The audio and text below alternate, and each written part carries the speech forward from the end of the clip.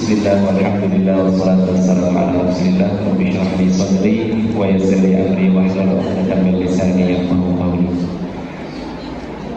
Yang sama-sama yang hormati Ketua Siyudan Al-Quran Al-Ustaz Al-Fadhil Zaki Mumtaz Ali MA beserta seluruh jajaran struktural Siyudan Al-Quran. Yang saya hormati, saya banggakan segenap pengurus Dewan Eksekutif Mahasiswa Kabinet Lentera ya? Ya bukan? Ya Lentera ya. Baik. Dan yang saya hormati segenap panitia dari semester 3 dan semester 3 ya, alhamdulillah. Dan dari sisi lain saya banggakan segenap mahasiswa-mahasiswi baru program mandiri baik yang kedua ataupun yang beasiswa peserta PBAK tahun 2024. Alhamdulillah wa syukurillah, siang hari ini di hari yang penuh berkah, di hari Jumat kita dipertemukan. Ini sebelumnya udah pernah kenal saya tadi ya, diperkenalkan tadi. Sebelum di sini ada yang pernah kenal saya? Nggak ada? Yang Ikhwan ada? Nggak ada? Yang Ikhwan? Nggak ada? Alhamdulillah. Berarti ini pertemuan perdana kita ya. Baik. Tadi saya sudah diperkenalkan dan ya mungkin terbatas bagi saya untuk mengenal kalian semua di waktu yang singkat ini. Jadi perkenalan secara detail, secara lebih mendalam lagi nanti mungkin di perkuliahan ya, insya Allah. Siang hari ini di waktu yang mungkin agak rawan ya, siang-siang habis Jumatan, ya, panas-panas, habis makan lagi. Wah, ini rawan apa? Rawan ngantuk, rawan tidur ya. Tapi jangan main-main ya, hati-hati panitia tuh berjejer di belakang semua tuh. Ya, awas ada yang ngantuk, ada yang mulai terganggu fokusnya, ya, siap-siap panitia. Dicopot aja ya. Dicopot, bawa ke belakang, suruh ngapain kayak biar seger lagi ya. Baik rekan-rekan semua, alhamdulillah di pertemuan kali ini saya diminta untuk menyampaikan tentang kode etik mahasiswa ya, dan apa lagi? Kode etik mahasiswa dan kelembagaan umum. Ya, jadi setidaknya ada 2 poin utama ya, tentang kode etik itu seperti apa, lalu kelembagaan umum yang ada di SIU seperti apa. Nah, kayaknya kalau saya menyampaikan materinya, kan sudah dibilang sama Ustaz Zaki ya, bahwa ini adalah tingkatan mahasiswa kampus, walaupun belum sampai ke level universitas ya, karena ada universitas, ada institusi, ada sekolah tinggi, semuanya itu berada di derajat yang sama secara strata. Jadi kalian ini kalau lulus dari STU ya S1 sama kayak kuliah di UIN ya. Namun ya kita ingin menumbuhkan bahwa di sini nih bukan kalian dikasih materi terus-terusan. Coba saya mau tanya, saya mau pancing. Kalau kalian dengar istilah kode etik, apa sih kode etik? Apa sih? Coba yang bisa menjawab atau ingin memberikan pendapat.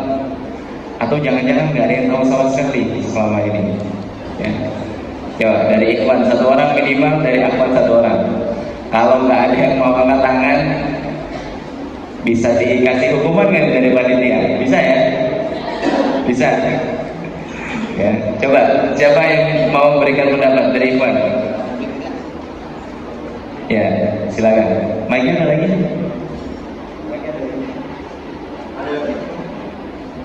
Coba tolong disampaikan. Atau mau tanpa mic? Pakai mic biar nggak teriak-teriak.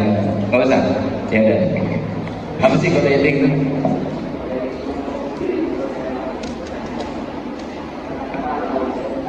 Pakai mic biar kedengeran sama teman-temannya. Sebentar. Perkenalkan anak kantor. Siapa? Arkan. Udah kenal belum nih yang namanya Arkan? Belum. Nah ini diingat-ingat nih ya, namanya Arkan. Silakan. Ya menurut anak kode etik itu atau tata krama? Sudah? Sudah ada? Sudah itu aja? Insya Allah. Baik, ya kami terima kasih ya. Jawaban pertama dari Arkan, kode etik itu adalah tata krama. Oke, silakan dari yang akhwat ada? Nah, kalau diem semua siap-siap ya, diguyur sama panitia kan. Ayo berikan pendapatnya satu saja nggak apa-apa, minimal satu, lebih dari satu bagus. Ada? Ini kan lebih banyak dari Ikhwan nih, masa nggak ada yang ngasih? Ada yang dalam hatinya aku ngomong nggak ya, makhluk takut ya. Ada kan begitu? Itu ada tuh yang jarinya udah pengen naik tapi turun lagi. Ada tuh. Ya nggak apa-apa, tidak ada yang salah. Ya. Dalam diskusi selama masih berada dalam koridor, insya Allah tidak ada yang salah. Jadi kode etik itu apa? Nggak apa-apa, angkat tangan dulu, ya, angkat tangan dulu. Biasakan nanti diskusi di kelas atau dimanapun, ya silakan. Silakan, tolong dioper baiknya.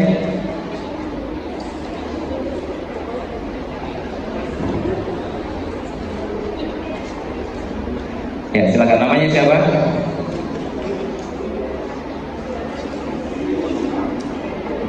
Khadijah kembali. Khadijah. Ya Khadijah. Kode etik itu apa? Kode etik itu seperti peraturan. Seperti peraturan. Iya. Jadi misalnya kode etik buat mahasiswa, buat pekerja. Seperti peraturan untuk mahasiswa, untuk pekerja, terus apa lagi? Kode etik itu berbeda-beda untuk setiap untuk setiap apa? Ayo, selamatkan kalimatnya. Setiap apa? Setiap waktu, setiap tempat, setiap orang, setiap pekerjaan. Setiap orang, setiap pekerjaan. Jadi masing-masing punya kode etiknya sendiri. Ya. Iya. Baik, alhamdulillah. Baik, terima kasih saya terima jawabannya. Jadi tadi sudah diberikan satu clue bahwa kode etik itu ada tata krama sopan santun. Lalu ditambahkan kode etik itu seperti peraturan yang mengikat orang di setiap tempat, setiap pekerjaan itu berbeda-beda. Ya, baik, jawabannya bagus. Ya. Jadi sudah ada gambaran dari kalian ini bahwa sebetulnya kode etik itu adalah nggak jauh-jauh dari akhlak kita, ya, adab atau tata krama yang mengikat antum semua nih, baik yang ikhwan maupun akhwat, sebagai seorang mahasiswi STIU Darul Quran, bagaimana cara berperilakunya. Sehingga ada yang muncul istilah kalau ada orang yang tidak melakukan hal yang sesuai dengan ini, dengan kode etik ini, disebut dengan pelanggaran kode etik. Ya. Nah, alhamdulillah ya kita secara umum karena kalianlah yang akan setiap hari dari Senin sampai Jumat datang ke kampus untuk belajar, untuk berinteraksi dengan dosen, dengan teman satu angkatan, dengan kakak kelas, dengan tenaga yang ada di STIU semuanya, bahkan dengan lingkungan masyarakat, semua itu ada kode etiknya, ada tata kramanya, ada sopan santun atau aturan. Aturan ini ada aturan yang memang tertulis secara baku, ada juga yang tidak tertulis. Ya. Jadi alhamdulillah, ya kita mungkin selama ini sejak kalian kecil sampai SMA sudah menerapkan hal itu. Ya. Tapi kemudian ketika masuk bergabung di STIU Darul Quran, ada hal-hal yang perlu diperhatikan. Jadi ini cukup panjang sudah teman-teman. Ditambah lagi bagi mahasiswa-mahasiswi yang berstatus beasiswa, itu kan ada aturan tambahan dari yayasan. Sudah dijelaskan apa belum? Sudah ya? Tapi ini saya pengen tahu, yang reguler, mandiri reguler dari ikhwan berapa orang? Ada? 1, 2, 3. Angkat tangannya gak 3 dia gitu. Bareng-bareng gitu. 3 aja. Baik, terima kasih. Yang akhwat mandiri yang reguler lumayan banyak ya. Sisanya berarti beasiswa. Baik, perlu dijadikan catatan penting buat kalian semua baik itu beasiswa mandiri, reguler ataupun beasiswa, ketika dia adalah mahasiswa studi Darul Quran, semua ini berlaku secara umum, tidak ada pengecualian. Jadi bukan kemudian nanti oh itu cuma buat yang beasiswa, tidak. Kalau yang ini berlaku secara umum, ya, berlaku secara umum. Dan sebetulnya ya saya pengennya ini di-share kepada antum semua, baik yang ikhwan maupun yang akhwat, supaya bisa dibaca, dipelajari, ya, dijadikan acuan ketika sedang berada di studi Darul Quran. Bahkan ini mencakup juga bagaimana interaksi dengan masyarakat. Bagaimana kalian kalau di masyarakat itu setelah menyandang status beasiswa, setelah menyandang status mahasiswa studi Darul Quran, berarti kalau ada kegiatan atau aktivitas kalian yang melanggar norma-norma, itu akan kebawa jelek nama studi Darul Qurannya. Betul kan? Ya, ada yang melanggar norma baik itu agama atau norma masyarakat, yang kebawa adalah nama kampusnya. Dia kan mahasiswa STIU tuh, masa begitu sih? Ya. Atau yang akhwat, ya, kok dia kan mahasiswa STIU kok begitu? Nah itu penilaian masyarakat sampai ke situ. Ya. Jadi sebetulnya apa yang ada di dalam materi saya ini itu adalah aturan-aturan yang sudah diracik, ya, sudah disaring dari apa yang sudah kita pelajari dalam ajaran agama kita, yaitu agama Islam. Ya, sehingga tinggal dicantumkan saja bahwa ini diterapkan khusus bagi mahasiswa-mahasiswi studi Darul Quran. Ya. Perlu dibacain semua nggak? Ya maksud saya bacain semua, ntar yang ada kalian terbawa ke alam mimpi, ya.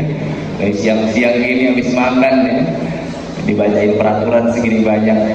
Ya, jadi saya singkat saja. Coba operator dibuka ke halaman 8. Ada maksud, tujuan, dan manfaat.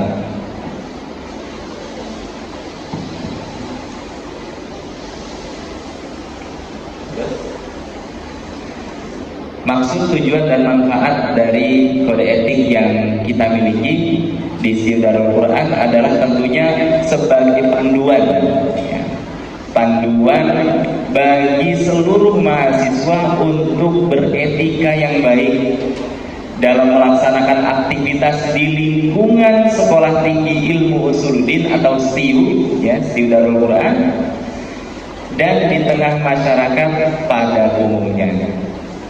Nah, jadi kalau yang tinggal di asrama, tinggal di pesantren, berarti masyarakat kalian adalah lingkungan pesantren, baik itu ustadz-ustazah dari unit lain, ya, santri, santriwati yang kalian asuh di asrama, ya.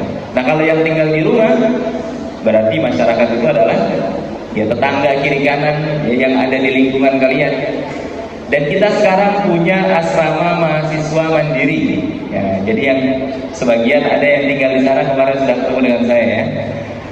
Jadi sudah disampaikan juga orientasinya kemarin, mahasiswa mandiri STIU, tapi khusus yang akhwat, ya, yang ikhwan belum ada. Ini khusus yang akhwat. Kemarin kami campur, ya. Ada dari semester 3, semester 5, bahkan ada dari semester 9, ya. Nah itu senior yang sedang menanti kelulusan sebetulnya, teman-teman. Ya, orang atau mahasiswa yang tinggal di asrama mandiri itu berarti lingkungan masyarakat adalah daerah sekitar lingkungan masyarakat tempat dia tinggal di asrama itu, ya.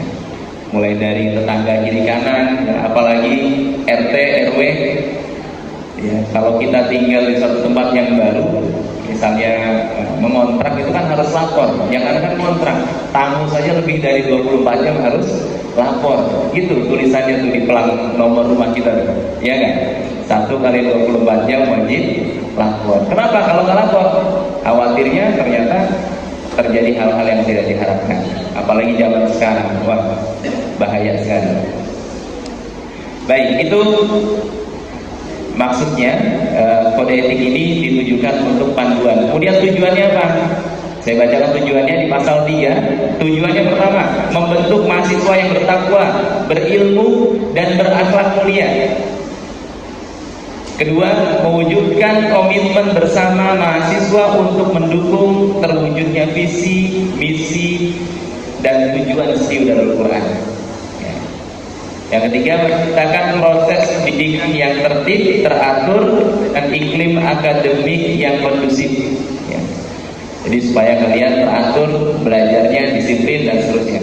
Kemudian yang keempat, membentuk mahasiswa yang beretika, patuh pada norma kehidupan di kampus khususnya. Ya. Jadi yang dulu ini kan dari berbagai daerah nih ya, ada yang dari Jawa, dari Pulau Jawa, dari luar Jawa, dari pesantren, ada yang dari SMA. Pokoknya semua ketika bergabung ada di STIU Darul Quran harus mematuhi kode etik yang berlaku di STIU Darul Quran. Ya. Oke, kemudian manfaatnya apa? Kan kita harus tahu manfaatnya. Kalau kita nggak tahu manfaatnya, buat apa kita ikutin, betul nggak? Satu, memberikan panduan untuk mahasiswa dalam beretika dan berperilaku. Ya. Jadi seperti maksud yang saya sampaikan di awal. Yang kedua, memberikan koreksi diri untuk mahasiswa dalam hal beretika dengan baik.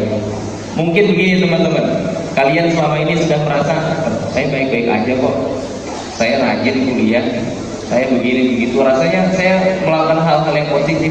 Ternyata ada sesuatu yang positif dalam diri kita, tapi bertentangan dengan kode etik. Kenapa? Karena mungkin dilakukan semaunya. Nah ini nih, kode etik ini dibuat untuk menghapuskan kata semaunya sendiri. Kalau semua melakukan hal yang dia mau, maka ya rusaklah kampus kita. Bahkan dalam Al-Quran Allah katakan, kalau di dunia ini ada dua Tuhan. Ini kan ada ayatnya ya.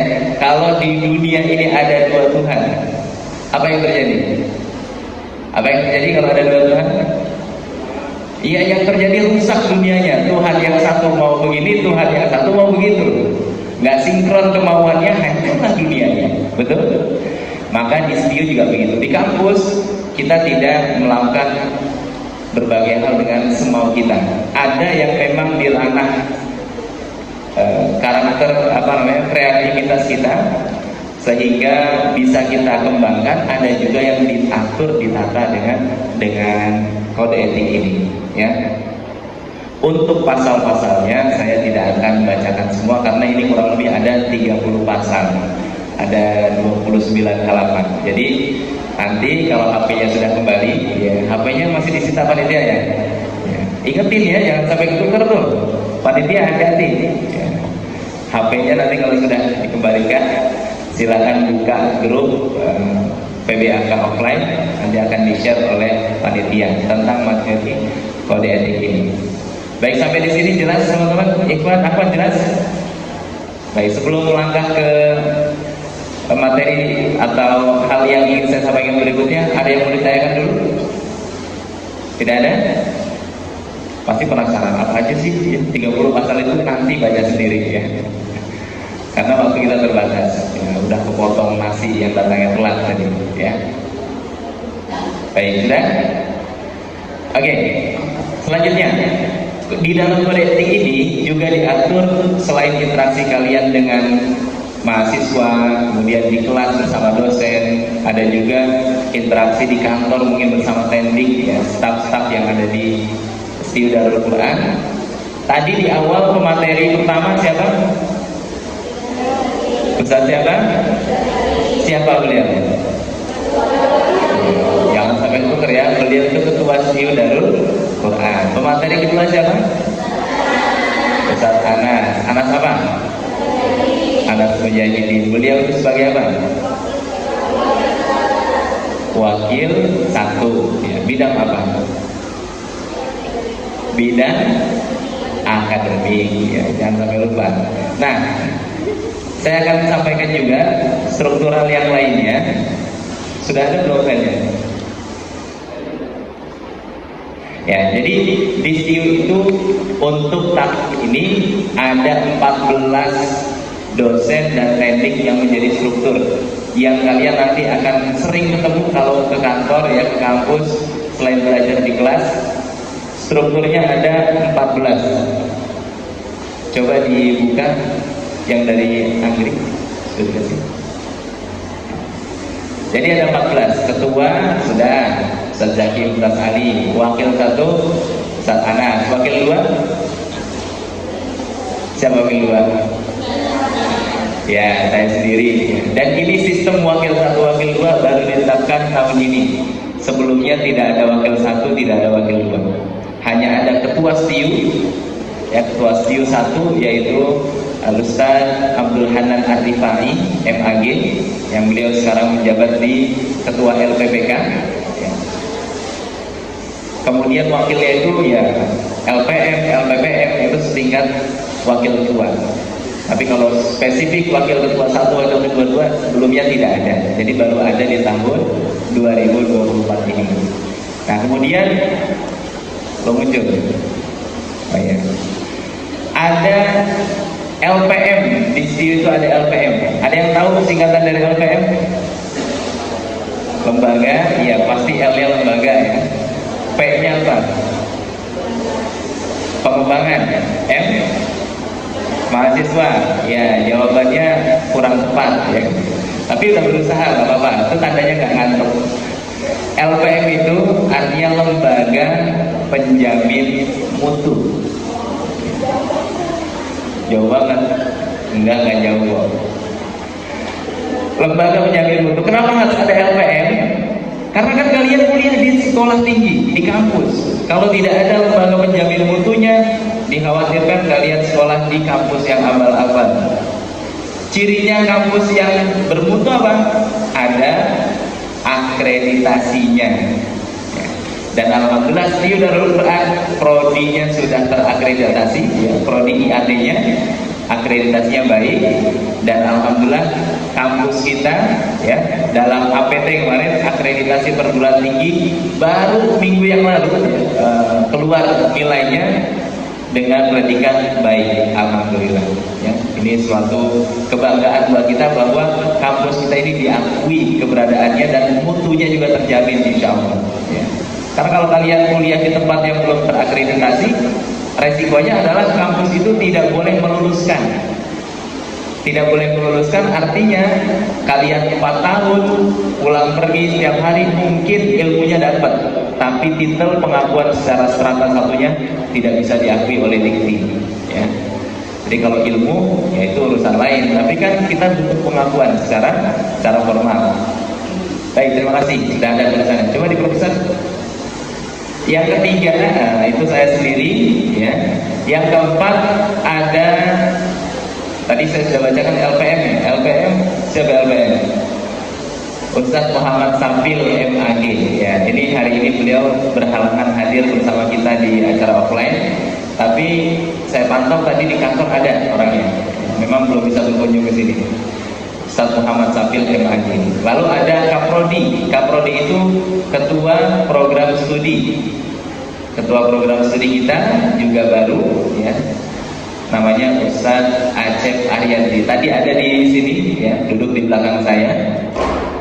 Itu beliau sekarang menjadi Kaprodi yang mengurus seluruh jadwal perkuliahan, baik dari semester 1 sampai semester akhir, sampai ujian-ujian skripsi ya, munakosyah, semuanya beliau yang ngatur nantinya ya.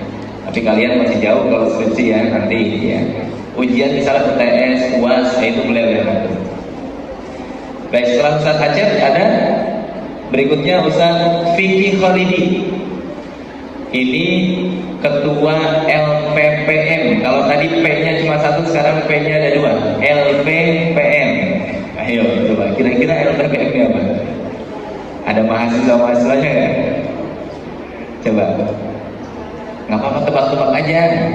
Tadi yang salah juga nggak dimarahin. Apa? Lembaga. P yang pertama pengembangan. P yang kedua prodi. M-nya mahasiswa. Masya Allah. Alhamdulillah, ini udah berusaha ya, tapi jawabannya kurang tepat ya. Yang kuat, ada yang mau coba? Udahlah, salah mulu kita juga gitu ya, jangan apa-apa. Karena memang belum tahu. LPPM itu lembaga penelitian dan pengabdian kepada masyarakat. Ya. Jadi kan tadi pagi sudah dijelaskan Tridharma perguruan tinggi ya sama Ustaz Zaki ya. Ada penelitian, ada pendidikan, ada penelitian, ada pengabdian. Nah itu Tridharma perguruan tinggi. Nah LPPM yang mengatur program penelitian serta pengabdian kepada masyarakat. Contoh misalnya kalian nanti ada yang diikut sertakan dalam riset, yang menulis artikel jurnal atau pengabdian kepada masyarakat, ya, atau program KKN misalnya, itu semua diatur oleh LPPM. Namanya Ustadz Fikih Khalidi. Orangnya yang mana? Orangnya yang tadi pagi duduk di sebelah kiri saya, ya, yang sebelah kiri itu Ustadz Fikih, ya. Kemudian berikutnya ada Ustadz siapa lagi? Baca kan tulisannya di layar? Kebaca, kok ada suaranya? Ustadz Fikih ada siapa? Ustadz Abdul Hanan. Perlu dijelasin lagi? Perlu ya? Ustadz Abdul Hanan ini yang tadi saya sebutkan, beliau mantan ketua STIU yang sekarang menjabat di ketua Lembaga Pelatihan dan Pusat Karir atau LPPK. Apa itu pelatihan dan pusat karir? Jadi nanti kalau ada hal-hal yang berkaitan dengan pengembangan diri, ya, kemudian asrama mahasiswa juga beliau yang mengundang.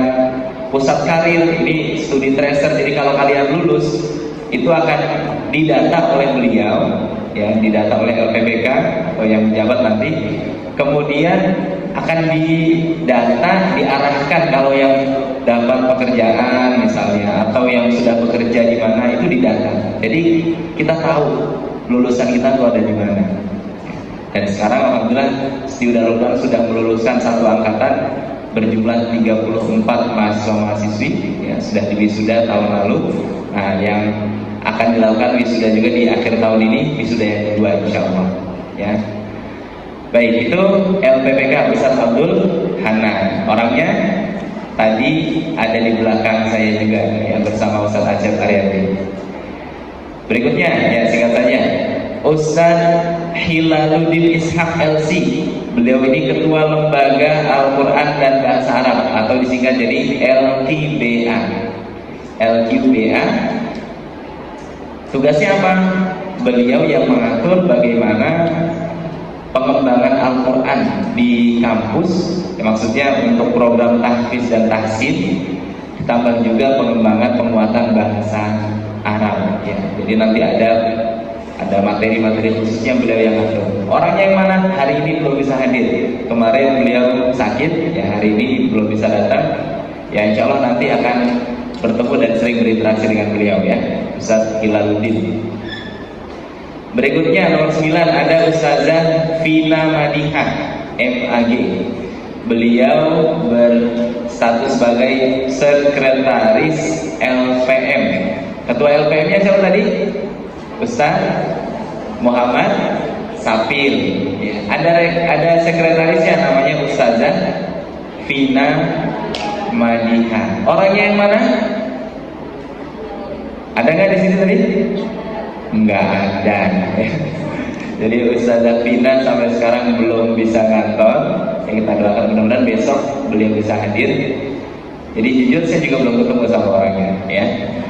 Saya juga penasaran orangnya mana sih, ya. Beliau ini struktur baru di STIU, ya. Beliau di sekretaris LPM bersama Ustaz Safil lagi. Selanjutnya ada Ustazah Rifa Samratus Sa'adah.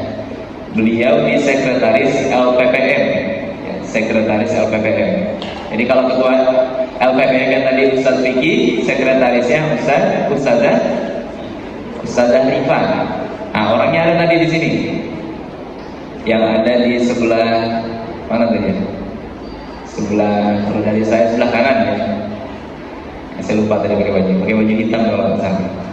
Dan Ustazah Rifa ini sudah di-spill belum tadi sama Ustaz Zaki? Belum, ya. Beliau walaupun sekretarisnya Ustaz Fikih Khalidi, namun secara sah, ya, beliau adalah istrinya Ustaz Zaki. Jadi beliau bersuami istri berada di dalam STIU dan insya Allah mengembangkan STIU dengan totalitas, ya. Karena ya setiap hari harian di STIU, ya, Ustazah Rifa. Selanjutnya ada Ustaz Nasrullah SEI, staf keuangan STIU dan KRT Rumah Tanggaan. Tahu orangnya mana? Belum?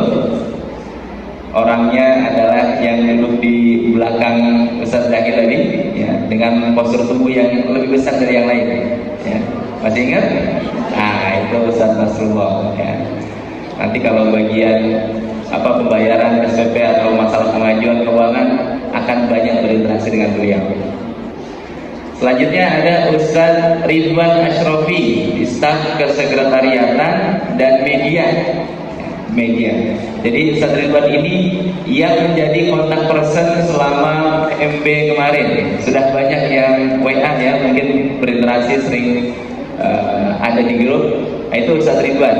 Orangnya yang tadi ngurusin media kita, ya, yang mengatur Zoom ini supaya berjalan bisa hybrid, nah, itu beliau. Ya, Ustaz Ridwan Ashrofi. Dan beliau alumni STIU, ya, alumni STIU juga, dan sudah berkarir di STIU juga selama ini, alhamdulillah. Ya, jadi bisa alumni STIU untuk kemudian berkarir di STIU, kalau ada pas tepat dibutuhkan lowongannya ada, gitu ya. Dan syaratnya ya sudah selesai masa pendidikannya. Kalau masih bekerja, masih mahasiswa ya masing-masing ada yang diamanahkan di unit, ya, kalau mandiri ya di rumah masing-masing, ya. Selanjutnya ada Ustaz Maulana Malik Zuman Eskom, ini staf administrasi dan pelaporan akademik. Nah, beliau yang memegang data antum semua untuk kemudian diupload ke Dikti. Jadi antum nanti kalau misalnya sudah lulus, itu ketik nama di Google akan keluar data antum. Sekarang coba ketik nama di Google, udah keluar belum nama? Udah keluar datanya. Paling keluar data Facebook, ya, Instagram gitu ya. Tapi kalau secara resmi nama kalian diketik di Google, keluar nanti kalau sudah diupload di Dikti. Ya. Jadi nama asatis yang ada di sini nih, kalau kalian klik di Google tulis namanya, keluar datanya.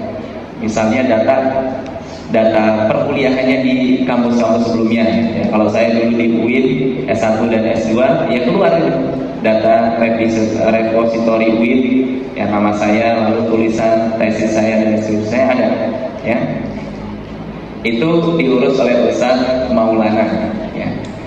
Jadi kalau ada nama yang salah ketik atau misalnya data yang kurang tepat, nah itu prosesnya ke Ustaz Maulana. Orangnya yang mana? Sekarang beliau sedang ada di Bandung untuk perwakilan STIU dalam hal ya data-data yang sudah ini, pemutakhiran data, ya. Dan yang terakhir adalah staf akademik kita, ini juga orang baru tapi udah lama di STIU. Baru masuk struktural, tapi selama ini beliau kuliah di STIU. Jadi ini alumni yang belum lulus. Maksudnya gimana? Beliau sudah selesai skripsi, tinggal menunggu wisudanya. Dan alhamdulillah bisa dikaryakan di STIU menjadi staf akademik. Ya, staf akademik berarti berkoordinasi dengan Ustaz Acep Aryadri, yang berkoordinasi juga dengan Wakaf 1 Ustaz Anas Mujahidin. Jadi rekan-rekan semua, ketika Anda nanti ke STIU membutuhkan sesuatu informasi atau hal-hal yang berkaitan dengan kebutuhan Anda di STIU, ya dalam hal perkuliahan, hubungi orang-orang yang ada di struktural ini sesuai dengan tupoksi yang ada. Ya, jangan ngomongin keuangan ke Waka 2. Ya. Ntar kalian akan saya lempar juga ke staf keuangan. Ya. Atau kalau yang berbicara tentang kemahasiswaan, nah baru ke Waka 2. Jadi saya juga selain diamanahkan untuk Waka 2 adalah membina mahasiswa yang ada di DEMA khususnya. Ya, DEMA itu Dewan Eksekutif Mahasiswa. Tapi ini panitianya bukan dari DEMA nih, ini panitianya non DEMA atau calon-calon DEMA. Ya, insya Allah nanti akan ada regenerasi, akan ada perputaran, pergantian, semuanya pasti punya waktu dan kesempatan yang sama untuk berkhidmat aktif dalam organisasi intra kampus, yaitu DEMA.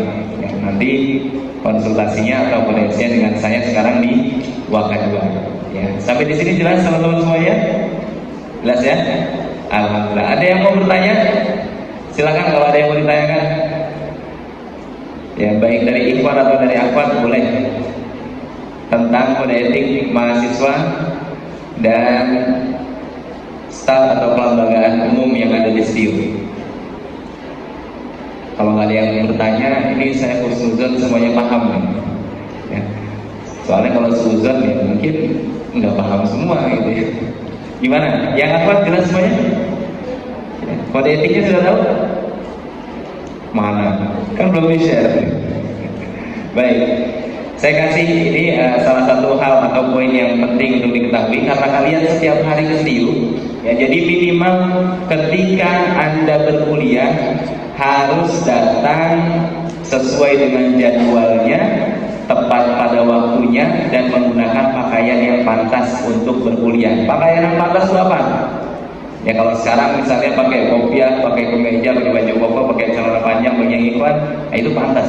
Ini pantas banget buat kuliah. Tapi kalau udah perkuliahan berjalan masih begini, dikira masih PBAK ya. Jadi pakai pakaian standar, pakai kemeja atau baju koko, celana panjang, pakai peci boleh, ya nggak pakai peci juga nggak apa-apa. Yang penting rambut tidak boleh gondrong. Kalau rambut gondrong, ya dipotong, dirapikan sendiri. Jangan sampai nunggu untuk ditegur oleh dosen. Emang kalian masih SMA atau SMP yang pernah ada di petal pernah? Ya, gara-gara rambutnya kepanjangan kena inspeksi dadakan lalu dibotakin. Nah itu masa-masa SMA. Kalau perkuliahan tidak ada yang seperti itu, tapi akan diarahkan. Rambut kamu sudah panjang, potong. Ya, masa ikhwan rambutnya gondrong. Kita kan sekolah di IAT, ya. Kemudian yang akhwat gimana? Yang akhwat juga sama, pakai pakaian yang sopan, ya muslimah. Kemudian pakai kerudung yang sopan, jangan pakai bergo. Tahu kan bergo? Ya pasti tahu. Kalau ikhwan bergo nggak tahu aja. Ya.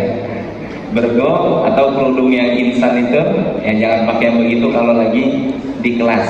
Ya kalau di rumah masing-masing atau di kamar masing-masing silakan pakai bergo, nggak apa-apa. Tapi kalau di kampus di kelas tidak boleh. Pakai yang standar yang muslimah. Ya. Kemudian kita memang perkuliahan itu di gedung yang masih berbarengan atau berdekatan bahkan bersampingan dengan SDIT Darul Quran. Ya, jadi kalau nanti kalian banyak berinteraksi dengan anak SD itu wajar saja. Maksudnya bertemu ya, nggak sampai berinteraksi ngajak main bareng, main bola jangan ya. Biarin mereka dengan dunia mereka di SD.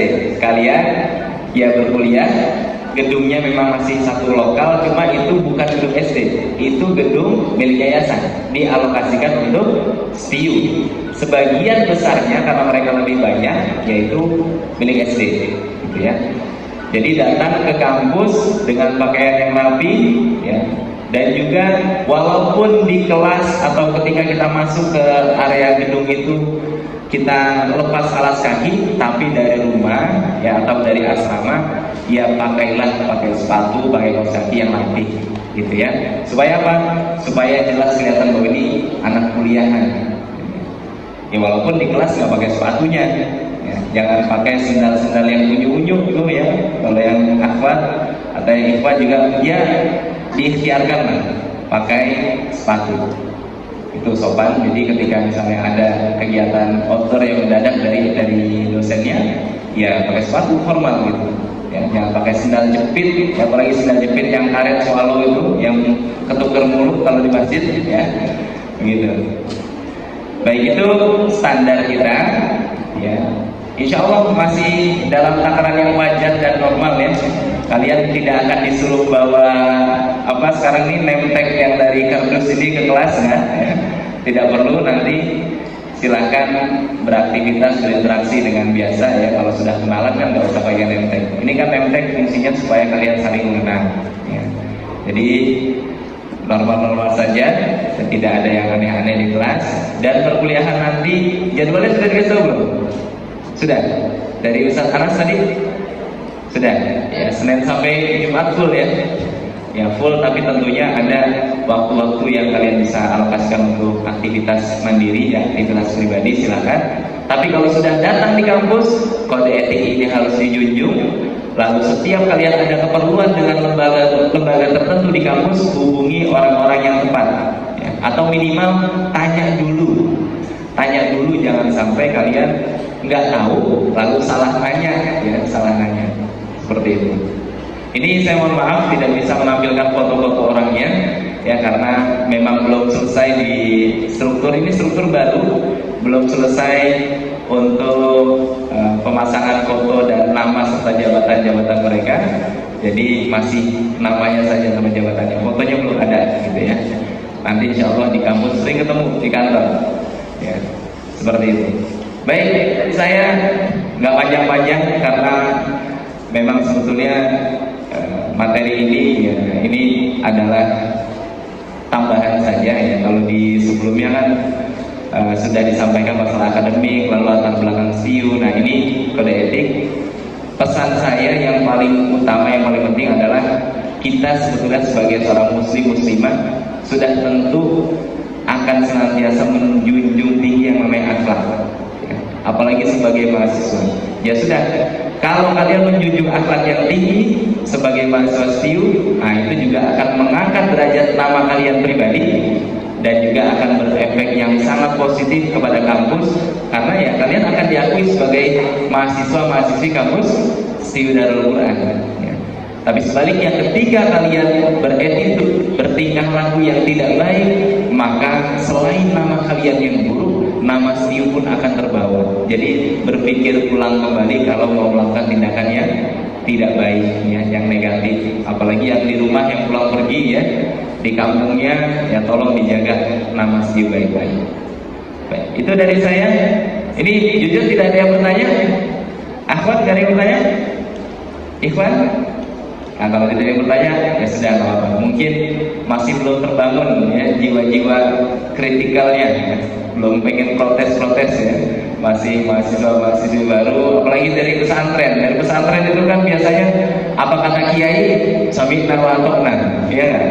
Bahkan kiainya masih di ujung sono, dia udah begini aja duduk, ya kan? Nah, di STIU tidak begitu, ya, di STIU tidak seperti itu. Kalau ketemu sama dosen, sapa, salam, ya, dan ya kita berinteraksi biasa, tidak seperti di pesantren yang mungkin agak tradisional, gitu ya. Kita tetap jaga sopan santun, tata krama, ya, standar, tidak sampai yang seperti itu. Namun juga tidak sampai dosen itu misalnya ditepok udah kayak Pak, mana aja Pak, gitu. Nah, itu sudah melanggar kode etik, ya. Pelanggaran kode etik akan ditindak. Ditindaknya seperti apa? Teguran secara verbal, ya, atau secara tulisan, ya, lisan maupun tulisan. Bahkan sampai ada skorsing. Skorsing itu berarti mahasiswa tidak diperkenankan untuk mengikuti perkuliahan dalam jangka waktu tertentu supaya dia merehabilitasi dirinya, supaya sadar dulu, oh iya saya salah kemarin habis begini, ya, itu diskors. Bahkan yang paling final adalah sampai dikeluarkan dari kampus karena tidak sesuai dengan arahan atau tidak mengikuti kode etik yang diberlakukan di STIU Darul Quran. Ya, saya harap semuanya bisa berinteraksi, bisa berperilaku dengan baik, ya. Jangan sampai ada yang dikeluarin. Ini masuknya berapa? Kalian satu angkatan berapa tahun kan? Satu angkatan berapa orang? 140, ya, 140. Ya, mudah-mudahan masuknya 140, lulusnya juga nanti tetap 140, ya. Jadi bertahan, baik itu yang beasiswa, baik yang mandiri, semuanya bertahan belajar. Dan kita cari keberkahan di STIU Darul Quran ini, insya Allah. Baik, itu ya dari saya. Saya rasa cukup jelas dan alhamdulillah tidak ada yang bertanya. Mudah-mudahan bisa, ya, dipahami, ya, bisa dipahami, dibawa, diresapi. Kalau ada yang kurang jelas atau masih ingin dipertanyakan, boleh di pertemuan-pertemuan lain disampaikan saja. Atau boleh juga tanya ke kakak-kakak panitia, ya, tanya ke kakak panitia. Jangan malu karena kalian semua mulai hari ini tadi ketika dibukanya PBAK berstatus sebagai mahasiswa-mahasiswi STIU Darul Quran. Baik, terima kasih dari saya, ya. Terima kasih atas perhatian dan usahanya untuk tetap bertahan ya, nggak sampai ngantuk, nggak sampai tidur ya. Mohon maaf juga kalau masih ada kesalahan atau kekurangan. Wallahu muwaffiq ila sabilir rasyad. Wassalamualaikum warahmatullahi wabarakatuh.